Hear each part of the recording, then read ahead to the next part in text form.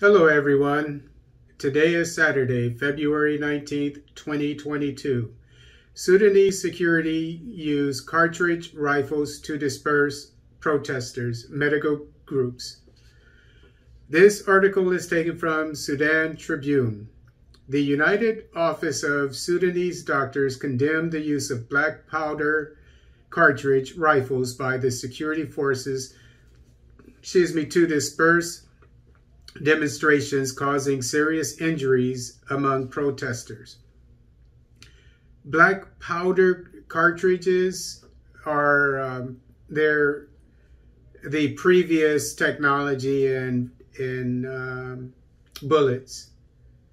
And why it mentions black powder cartridges, I do not know. I looked up what they are, and it's just the former technology that they use. They use different technology for bullets nowadays.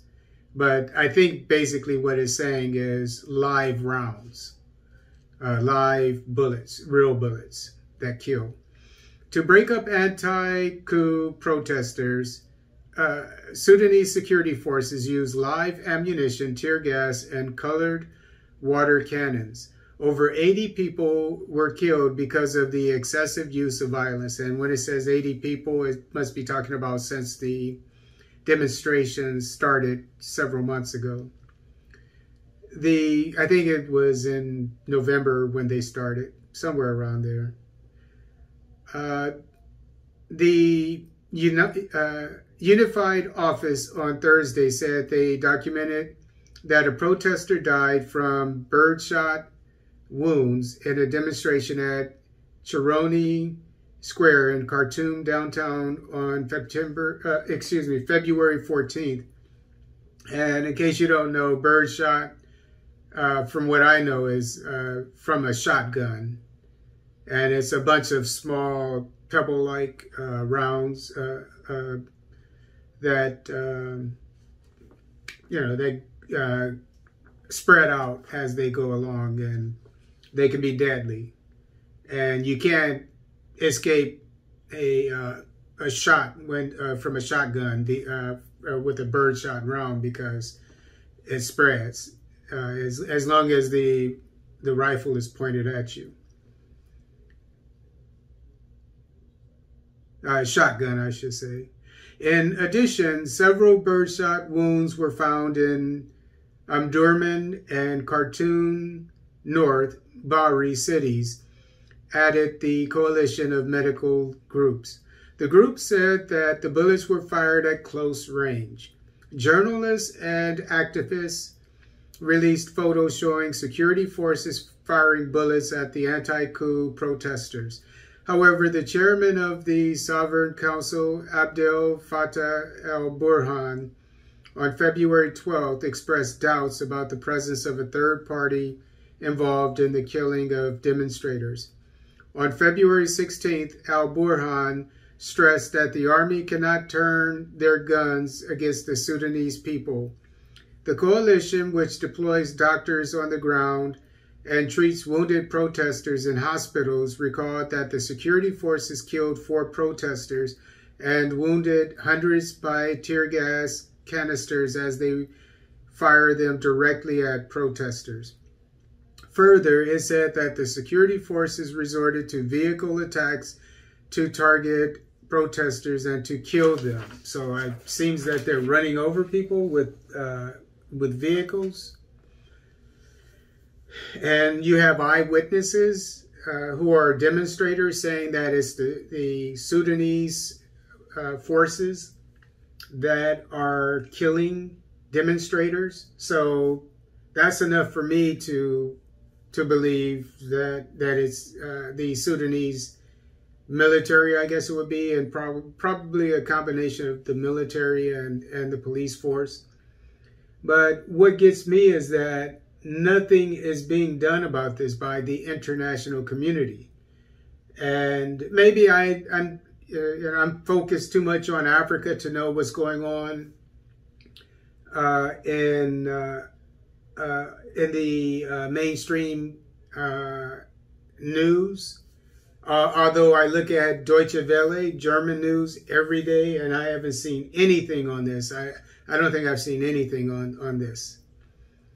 But you see things about Ethiopia, back when the Ethiopian military was on the offensive, and there were claims that were false of genocide, etc., and war crimes, etc. I'm not saying that war crimes didn't happen among the Ethiopian military. I'm not saying that. But the international press seemed to make a big deal out of the Ethiopian, the Tigray War, which was started by the TPLF, even though the international media always fails to mention that. But nothing is being said or done about what's going on in Sudan. They're killing people, over 80 people. As far as I know, innocent demonstrators. So why aren't they coming out condemning this, putting more sanctions? If I looked at the sanctions, at least from the U.S., not from the EU, but from the U.S., they're being lifted. As of, I think it was last year, they're being lifted. So,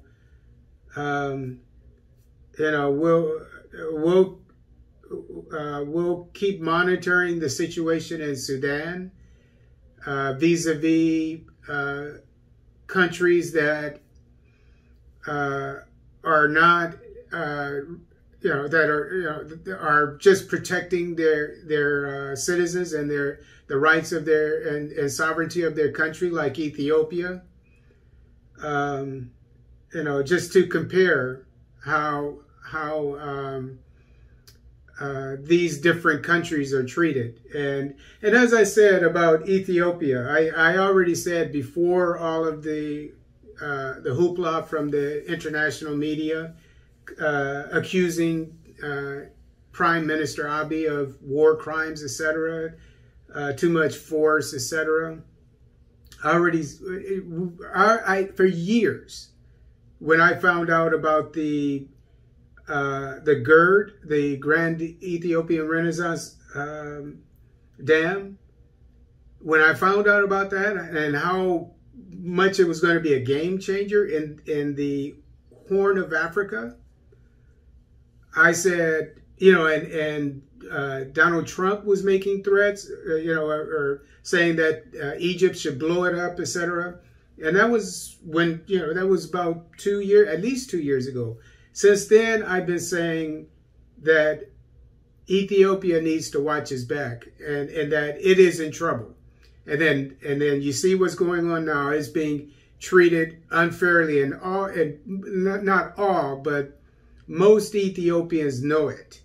That is being singled out. Prime Minister Abiy has been singled out, but then and accused of doing things that he probably didn't do, and I don't believe he did. And there was no proof that he did it. And then now his government is sanctioned, etc. But what's going on with Sudan?